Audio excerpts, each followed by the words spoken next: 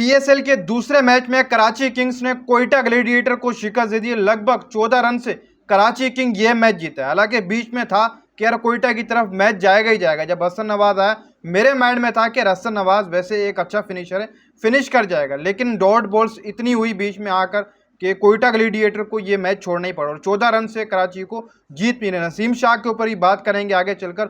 शोकाट notice जो है वो नसीम शाह को क्या पता भेज दीजिए। इस वक्त अपडेट आ रही है कि शोकाज नोटिस जो है वो जारी कर दिया जाएगा नसीम शाह को, जो उन्होंने ट्वीट किया था सीएम मरियम नवाज के अगेंस्ट, लेकिन वो ट्वीट उनका नहीं था, लेकिन फिर भी एक्शन तो मेरे हिसाब से लिया ही जाएगा और शोकाज नोटिस भी जो वो जारी कर दी जाए। लेकिन आज के मैच के हवाले से बात करें तो कराची किंग की तरफ से बैटिंग करते हुए लगभग 181 रन बोर्ड के ऊपर लगाया गया। बड़ी ज़बरदस्त बैटिंग करके गया। मोइन अली 48 रन की इनिंग खेली, डेविड वार्नर 35, 7 बेग 30 रन की इनिंग खेल कर गए। पर दूसरी तरफ अगर देखा जाए तो ये टारगेट लाहौर के अंदर 181 रन ये मेरे हिसाब से चेज होना चाहिए था। लेकिन ऑल ऑफ द वे अगर आप लाहौर का रिकॉर्ड देखें तो वो सिंपल ही है कि यहाँ पर जो टीम टॉस जीतती है वो पहले बैटिंग करती है, समझ लो कि वो मैच ही जीत गई।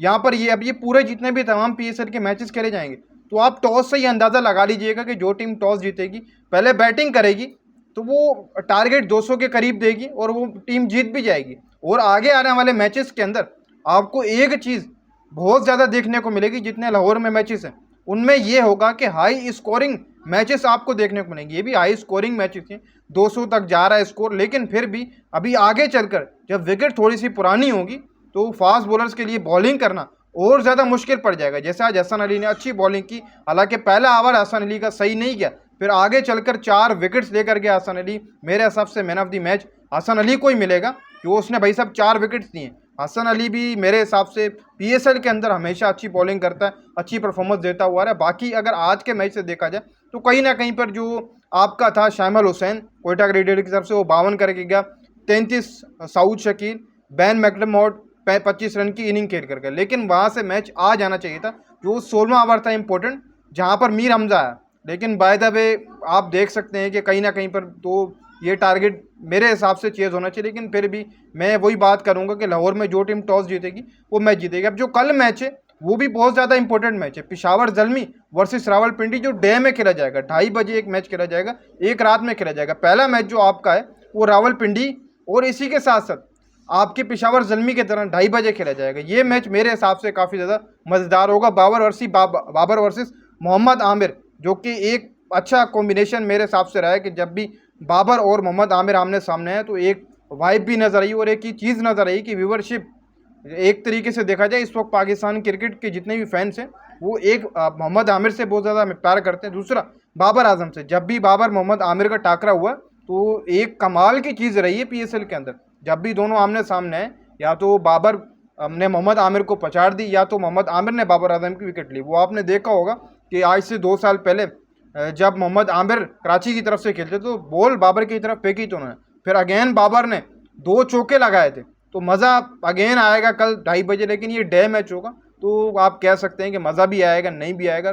नाइट मैचेस तो ये हैं कि नाइट मैचेस तो देखने का दिल भी करता है। बाकी ये है कि नसीम शाह के ऊपर बात कर लेते हैं। नसीम शाह के वाले से अपडेट आ रही है कि नसीम शाह ने जो कल ट्वीट किया था उनके अकाउंट से वो उन्होंने किया नहीं, बल्कि नसीम शाह ने अगेन ट्वीट करके ये क्लियर किया था अपने एक्स अकाउंट पर कि भाई ये मेरी तरफ से ट्वीट नहीं किया गया, ये मेरे मैनेजर की तरफ से किया गया, या फिर आप कह सकते हैं कि किया गया। लेकिन बेसिकली देखा जाए तो प्लेयर्स के जो ट्विटर हैंडल अकाउंट होते हैं वो तो उनके मैनेजर ही करते हैं। मैनेजर सबसे पहले रब्ता करते हैं प्लेयर से कि हम ट्वीट डाल रहे हैं आपकी जो ट्विटर है उसके ऊपर, तो पहले प्लेयर्स हामी भरते हैं कि जी डाल दो, फिर उसके बाद ही डाली जाती है। तो अब नसीम शाह के लिए परेशानी तो खड़ी हो गई है। बाकी मुझे नहीं लगता कि नसीम शाह ने जैसे क्लियर किया कि ये ट्वीट मेरी तरफ से नहीं डाला गया। बाकी ये ट्रैक करके पता लगेगा कि यार जो कल ट्वीट आया था नसीम शाह की तरफ से वो कहाँ से आया था, बाहर से आया था या फिर यहाँ से आया था। अगर बाहर से आया तो फिर नसीम शाह को शोकास नोटिस नहीं जारी करना चाहिए। वैसे अब अपडेट आ रही है, ग्राउंड से अपडेट आ रही है कि नसीम शाह को शोकास नोटिस जारी किया जाएगा, नसीम शाह से जवाब मांगा जाएगा इस बात का कि जो आपने ट्वीट किया। लेकिन नसीम शाह वही ही लिख कर देंगे अगेन पीसीबी को भी कि यार मेरी तरफ से ट्वीट नहीं किया गया।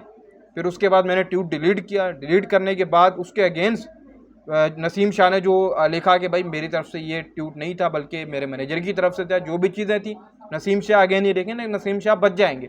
इतना वो नहीं होगा जितना लोग इस वक्त बना रहे हैं कि नसीम शाह के साथ ऐसा होगा वैसा होगा या बाहर कर दिएगा, मेरे हिसाब से नसीम शाह को रियायत बरती जाएगी। जब नसीम शाह के पास शोकास नोटिस आएगा तो नसीम शाह उसका जवाब देंगे तो वो बिल्कुल क्लियर तौर के ऊपर लिखेंगे कि ये मेरी तरफ से ट्वीट किया ही नहीं गया।